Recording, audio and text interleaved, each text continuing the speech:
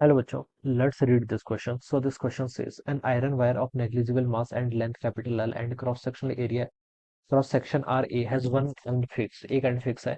The ball of mass small m is attached to the one end of the wire. The wire and the ball are rotating with an angular velocity omega in a horizontal plane. ठीक है. If delta L is the extension produced in the wire, then the Young's modulus of the wire. Wire का आपको यहाँ पर Young's modulus बताना है. ठीक है. तो चलिए इस क्वेश्चन को स्टार्ट करते हैं बच्चों. तो इस क्वेश्चन का बच्चों देखिए आप की कॉन्सेप्ट क्या लिख सकते हैं. The key concept of this question Young's modulus लिख लीजिए. क्या लिख लीजिए? Young's modulus will be the key concept of this question. ये क्या होगा बच्चों? इस क्वेश्चन का आपका की कॉन्सेप्ट होगा. ठीक है. क्वेश्चन में देखिए बोला गया जो आपका वायर एंड बॉल है are rotating with the angular velocity omega in horizontal plane. एक हॉरिजॉन्टल प्लेन में रोटेट कर रहे हैं. ठीक है. हॉरिजॉन्टल प्लेन में रोटेट कर रहे हैं यानी कि ऐसा सिचुएशन है मान लीजिए. ठीक है.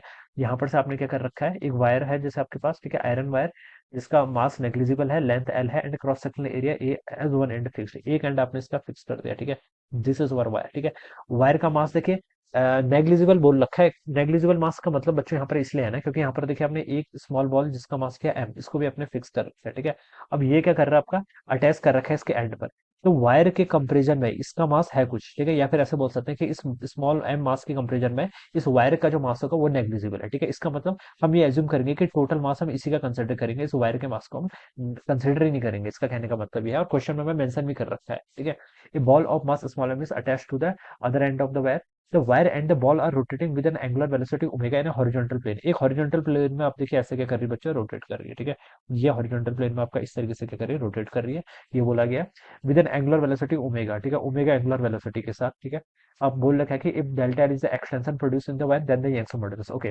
बच्चों देखिए यंग्स मॉडुलस का कॉन्सेप्ट क्या होता है? यंग्स मॉडुलस होता है आपका स्ट्रेस बाय स्ट्रेन के इक्वल. स्ट्रेस क्या होगा? आपका force per unit area. Strain क्या होता है? आपका change in length divided by original length. ठीक है.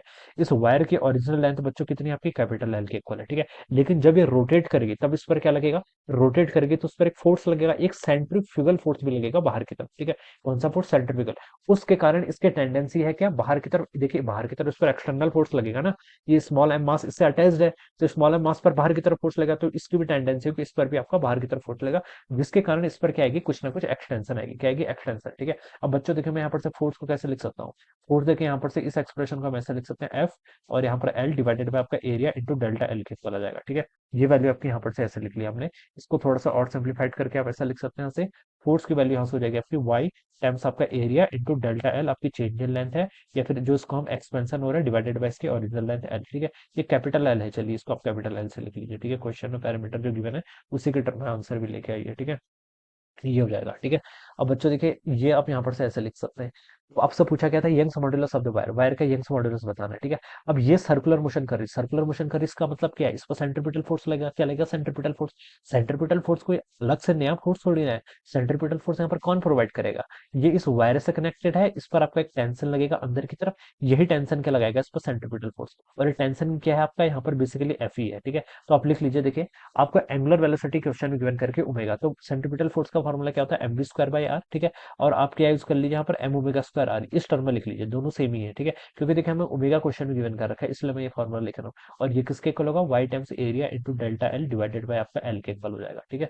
और ये ओमेगा आर, ओमेगा यहाँ पर देखिए क्या है आपका? M omega square. ठीक है. और आर क्या है? इसकी रेडियस जिस बात में ये मूव कर रहा है, तो आप इसको एल ही लिख लीजिए. ठीक है. देखिए ये एक्चुअल में एल प्लस डेल्टा एल होगा लेकिन बहुत स्मॉल होगा तो इसलिए हम सिंपली इसको एल लिख लेते हैं यहाँ से. ठीक है. ये वैल्यू आपकी यहाँ पर से इतनी हो गई.